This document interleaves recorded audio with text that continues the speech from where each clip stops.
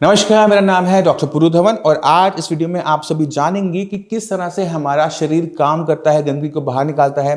जब हमारी किडनी खराब होनी शुरू होती है, क्रिएटिनिन यूरिया कैसे शरीर में इकट्ठा होता है और कैसे हमें पता लगता है कि किडनी कितने % खराब हो गई है सिर्फ क्रिएटिनिन की वैल्यू से। और इसमें मैं हेल्प लेने वाला हूँ इस छोटी सी बोतल की। तो ये जो बोतल है, ये कभी खाली बोतल है। ये खाली बोतल को अपना शरीर समझना, ये आपकी बॉडी है। इसके नीचे मैंने एक छेद कर रखा है। इस छेद का मतलब ये है कि जो आप पानी ऊपर से पीते हो वो नीचे यूरिन के रास्ते निकलता है।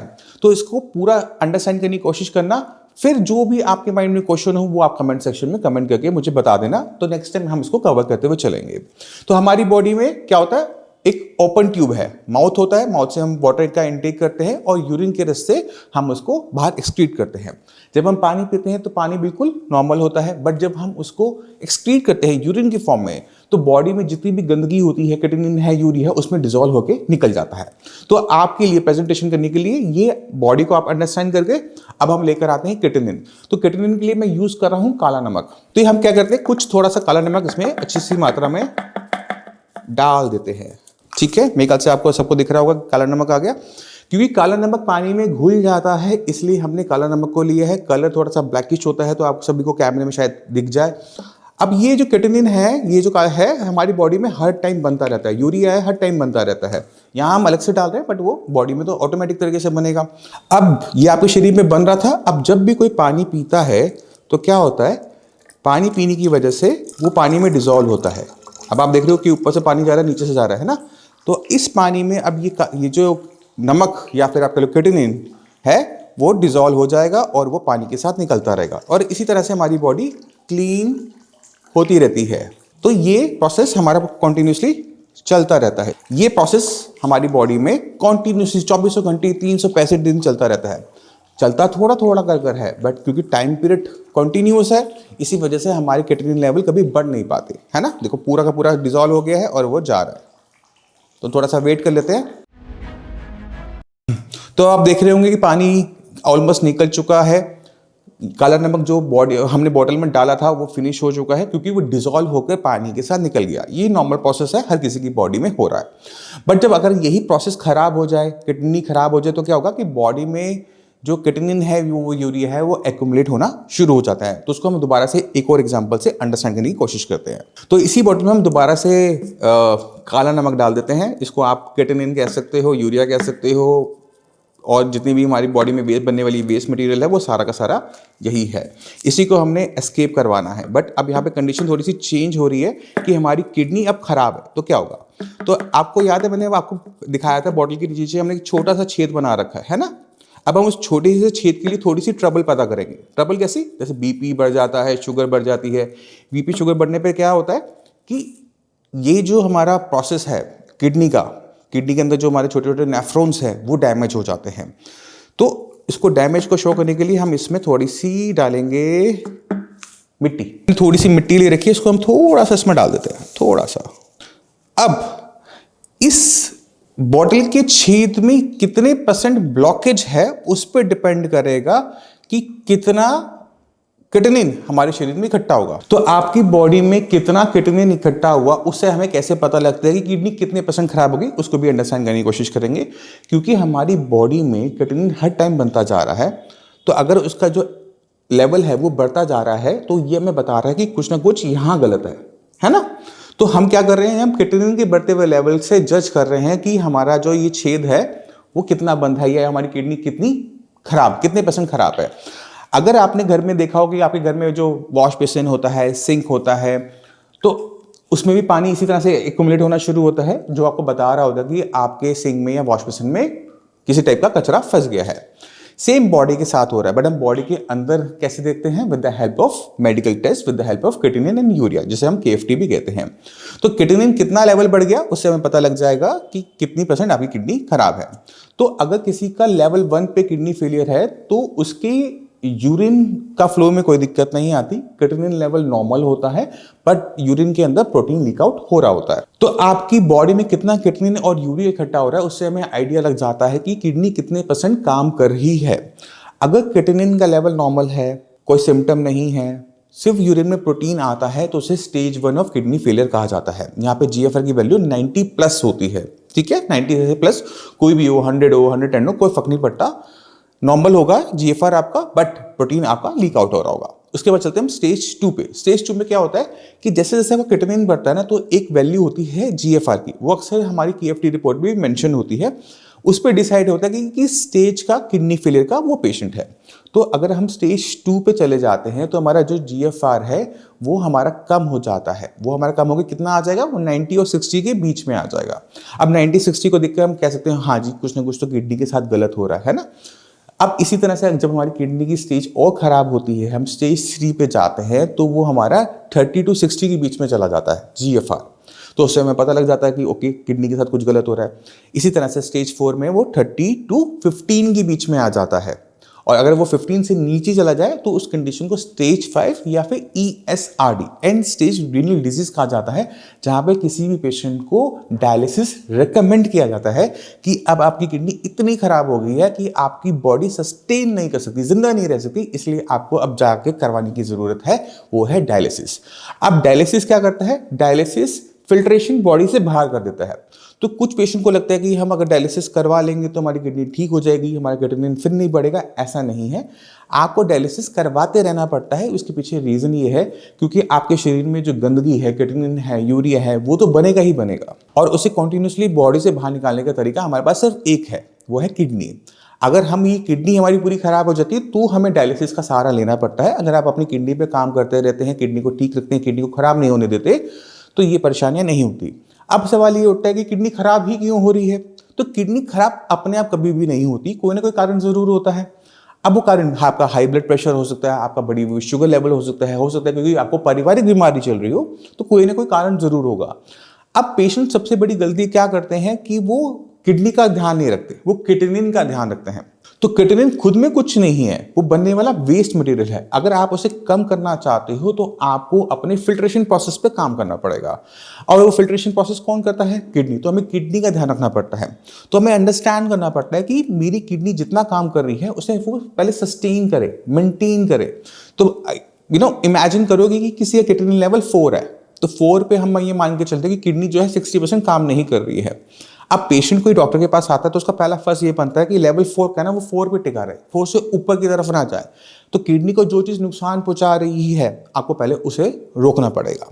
एक बार वो रुक गया, क्रिएटिनिन लेवल आपका स्टेबल हो गया, तभी वो नीचे आना शुरू होगा। क्योंकि अगर हम किडनी को खराब होने वाले फैक्टर्स पे काम ना करें तो क्रिएटिनिन का लेवल बढ़ता चला जाता है और पेशेंट को डायलिसिस पे या फिर ट्रांसप्लांट की तरफ जाना पड़ता है। तो बहुत जरूरी है अपने फिल्ट्रेशन प्रोसेस पे काम करना, अपनी किडनी पे काम करना। अगर आप उस पर काम करोगे, बीपी शुगर कंट्रोल में रखोगे, तो आपको जो रिजल्ट्स चाहिए वो आपको मिल जाते हैं।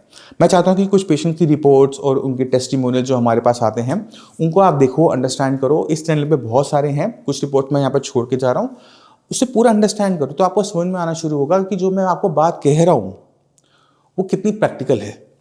इसी के साथ आप सभी में चलने की आगे चाहूंगा। मिलते हैं अगली वीडियो में, तब तक के लिए नमस्कार। आज मैं आपको मिलवाना चाहता हूं मोहम्मद कालिम से। मोहम्मद कालिम, आपको किडनी की दिक्कत कब शुरू हुई थी? जी, मेरे को फरवरी से स्टार्टिंग था और राम मनोहर लोहिया से दिखा गए थे, तो वहाँ मेरे को खाली जांच हो रहा था, दवा ववा नहीं चल रहा था। अच्छा। फिर मैं बिहार चला गया, फिर बिहार से ट्रीटमेंट चालू किया, 1-2 महीना चला, फिर उससे ज़्यादा हो गया। तो फरवरी में आपका लेवल कितना था? 4.5 था। 4.5 था जी। और फिर आपकी जब RML में ट्रीटमेंट लिया तो लेवल आपके बढ़ रहे थे, घट रहे थे? 9.49 था। 9.49 पहुंच गया था। जी। तो धीरे बढ़ते हुए फरवरी से लेकर नवंबर तक बढ़ता चला गया। जी, नवंबर तक बढ़ते चला गया। अच्छा, तो डॉक्टर ने कुछ बताया था कि किडनी क्यों खराब हो रही है? सिर्फ चेकअप हो रहा था, 2 से 2.5 महीना मेरा चेकअप हो रहा, उससे मुझे कोई फर्क नहीं पड़ा, तो मैं गांव भेजा। कुछ तो दवाई दी होगी साथ में? कुछ भी दवाई नहीं चला, कुछ भी नहीं दिया? RML में कुछ भी दवाई नहीं दिया, सिर्फ टेस्ट होता रहा। फिर मैं पटना के डॉक्टर को दिखाया, वहाँ जा कर के कुछ दवाई दिए तो कुछ कंट्रोल हुआ, तो ये चला गया। फिर कि कंट्रोल हो गया तो फिर मैं जा रहा हूँ कमाने के लिए, घर पे बैठा कुछ नहीं होगा। अच्छा। वहाँ जाने के बाद गुजरात गया, गुजरात में जाने के बाद ज़्यादा हो गया। गुजरात में डॉक्टर को दिखाने गए थे? गुजरात में कोई किडनी का स्पेशलिस्ट डॉक्टर मिला ही नहीं। अच्छा। तो फिर वहाँ से मैंने दिल्ली में बुलाया तो आपका इंस्टाग्राम पर मैं देखा वीडियो, फिर आपसे मैंने तो संपर्क आप इनके किया। क्या लगते हैं? भाई है, छोटा भाई, मैं छोटा बड़ा भाई हूँ। अच्छा, ये आपका एक्सीडेंट हुआ था बाइक का, ये कब हुआ था? 2018 में। 18 में। तो 2018 की दिक्कत तो है नहीं। तो आप दर्द की गोलियां खा रहे थे? जी, दर्द की गोलियां चला था एक्सीडेंट में। एक्सीडेंट में चला था जी। 2018 में, जी। उसके बाद नहीं चला? उसके बाद ऐसा तो नहीं 2024 में आपने कोई दवाइयां खा रहे थे नहीं, पहले? वो दर्द की दवा नहीं चला। आपका जो फरवरी में पता लगा था आपका लेवल 4 के आसपास था, 4.5 के जी। आसपास। बट आपका ये जो नवंबर तक लेवल बहुत स्पीड से बढ़ा, जी ठीक है। और आपके अल्ट्रासाउंड में जो आपकी किडनी का साइज है वो नॉर्मल है, वो सिकुड़ी हुई किडनियाँ नहीं है। जी। तो ये आपकी जो किडनी थी वो पहले खराब हो रही थी बीपी से, जी। ठीक है। बट क्योंकि आपको सही ट्रीटमेंट नहीं मिल पाया था इसलिए किडनी चली गई थी एक ही आई में, एक्यूट जी। Kidney injury. मतलब एक बीमारी के ऊपर दूसरी बीमारी आगे बैठ गई थी। उसने किडनी को बहुत स्पीड से खराब करना स्टार्ट किया जी। और इस वजह से आपके लेवल 4 से 9 पहुंचे कुछ ही महीनों में, जबकि यहाँ तक पहुंचने में कई कई साल लगते हैं। जी सर। ठीक है।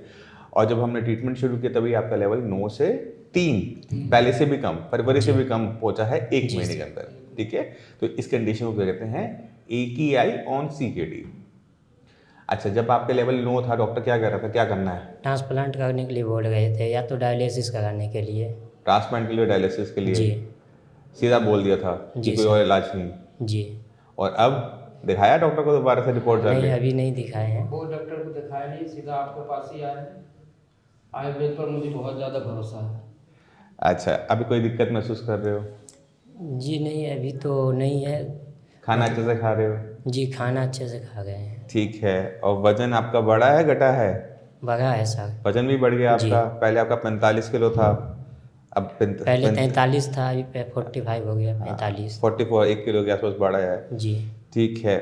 और शरीर में किसी टाइप की दिक्कत महसूस कर रहे हो? सूजन वूजन कहीं आ रही है? जी नहीं, सूजन तो नहीं आ रही है, बस किसी टाइम कमजोरी टाइप का लगने लगता है। चलो, मैं आपको एक अच्छी चीज़ बता देता हूँ, ना भी आपको ट्रांसप्लांट की ज़रूरत है ना भी आपको डायलिसिस की ज़रूरत है। जी सर। अभी बस आपको जो थोड़ी बहुत जो आपने सेहत खोई है जी। है ना, परेशान होते हुए, उसको वापस गेन करने की ज़रूरत है। जी सर। ठीक है। तो बाकी जो किडनी की मरीज है उनको कुछ कहना चाहोगे? ये आयुर्वेद बहुत अच्छा है, यहाँ आइए, मिलिए उस डॉक्टर पुर धवन से। आपके पास पुरानी रिपोर्ट है अपनी पुरानी वाली, पिछली जी वाली? सर। दिखाना एक बारी।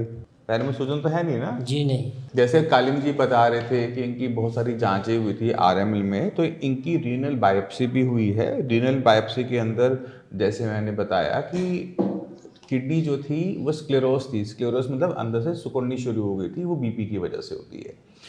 बट जब वो उसमें हो रही थी तो उसमें एक बहुत बड़ा हिस्सा ऐसा था, 30 to 35% patchy acute tubular injury, यानी किडनी जो थी बहुत स्पीड से ख़राब हो रही थी, जी। ठीक है, बहुत तेज़ी से ख़राब हो रही थी।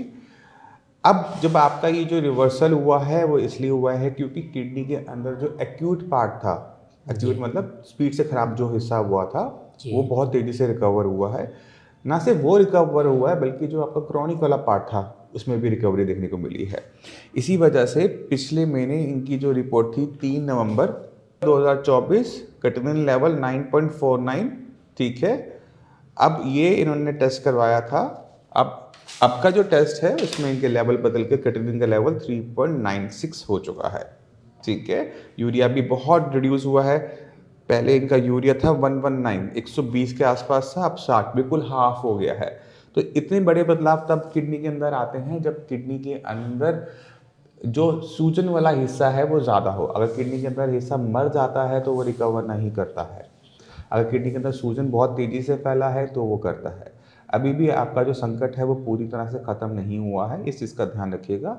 आपका जो बाइकार्बोनेट लेवल आया है आज वो बहुत कम आया है, ठीक है। और इसी वजह से जो किडनी थी वो AKI के अंदर भी शायद थी, तेज़ी से ख़राब हो रही थी। तो आपने ध्यान रखना है कि कुछ भी खट्टा नहीं खाना है, संतरा, मौसमी, आम, इन सब से बच के रहना। और आपको एक गोली देते हैं हम सोडा की, खून का तेजाब को बुझाने वाली। जी सर।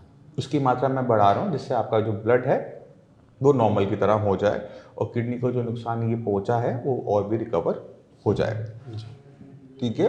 तो आने वाले टाइम में पता लगेगा कि किडनी कितना रिकवर कर सकती है, क्योंकि किडनी के अंदर जो अभी मरा हुआ हिस्सा आ रहा है वो जिंदा नहीं होगा, बट और ऐसा ना मरे इसका हम कर सकते हैं। ठीक है, तो अभी ना डायलिसिस करवाना पड़ेगा ना ट्रांसप्लांट लंबे टाइम तक। खुश हो? जी सर। अब तो खुश हो ना? जी सर। ठीक है, चलो अब अपना करो, अपना खाओ पियो, जो काम करना है काम सर करो। खाने में क्या क्या खाना है? अब आप क्या खाना चाहते हो? सुबह उठ के पराठे लो, गाजर मूली प्याज गोभी का, आलू का छोड़ के किसी भी सब्जी का सूखा पराठा ले लो। जी सर। ठीक है, ऊपर हल्का थोड़ा बहुत अगर सफ़ेद मक्खन रखना है या मलाई रखनी है, घी रखना है, वो रख सकते हो, बट तवे पे नहीं लगेगा। ठीक है, रोटी सब्जी जो अपनी आपको दे रखी है पूरी खाओ, चावल खाने चावल खाओ, मना नहीं है, नॉनवेज पूरा बंद रहेगा। जी सर। और चाय कॉफ़ी का सेवन बिल्कुल भी नहीं करोगे। जी सर, वो तो नहीं। ठीक है, और ये जो खाने पीने पे जो परहेज है वो पूरे जीवन काल के लिए है। जी सर। जिंदा रहना है तो फिर हाँ, अगर आपको अपनी सेहत को ठीक बनाए रखना है तो खाने पीने का जो छोटा मोटा परहेज हमने दे रखा है, खट्टी चीज़ों से परहेज और चाय कॉफ़ी से परहेज, ये पूरी ज़िंदगी चलेगा। दूध लो, कोई दिक्कत नहीं है, चाय पत्ती किसी भी फॉर्म में नहीं लोगे, ना ब्लैक टी लेनी है, ना अपनी ग्रीन टी लेनी है, ना दूध वाली चाय लेनी है, कोई चाय नहीं लेनी। जी सर। ठीक है, इसको करो। और अभी 1 महीना हुआ ट्रीटमेंट लेते हुए, जी उम्मीद सर। करते हैं कि आने वाले 1-2 महीने में और हमारा बढ़िया सुधार हो जाएगा, फिर आपसे दोबारा मिलेंगे। ठीक है। जी ठीक है।